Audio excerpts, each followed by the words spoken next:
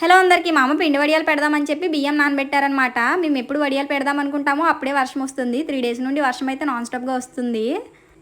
ఇంకా వడియాలు అయితే పెట్టలేదు. ఆ బియ్యంతో మా అమ్మ అయితే దోసల పిండికి గ్రైండ్ చేసేస్తున్నారు. మనం దోసల పిండిలో మినప్పిండి వేయకుండా చేసుకోవాలి అంటే ఈ ప్రాసెస్లో వేస్తే చాలా బాగా వస్తాయి దోశలు. మనం దోసల పిండి అప్పటికప్పుడు గ్రైండ్ చేసుకుని వేసుకున్నా కూడా మెత్తగా క్రిస్పీగా రావాలి అంటే ఇలా పొటాటో పీసెస్ ఆనపకాయ ముక్కల్ని మెత్తగా మిక్స్ పెట్టేసుకుని వేసుకుని కలుపుకుంటే దోశలు చాలా బాగా వస్తాయి.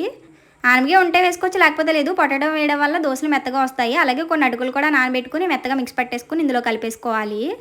ఇలా మొత్తం అంతా కలిపేసుకుని మనకి ఎంత పిండి కావాలంటే అంత పిండి తీసుకుని ఉప్పు కలుపుకుని దోశలు వేసుకుంటే చాలా స్మూత్గా వస్తాయి. టేస్ట్ కూడా చాలా బాగుంటాయి.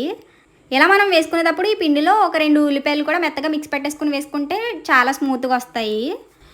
ఈసారి దోశలు వేసినప్పుడు ఇలా ఒకసారి ట్రై చేయండి. దోశలు చాలా బాగా వస్తాయి. టేస్ట్ కూడా చాలా బాగుంటాయి.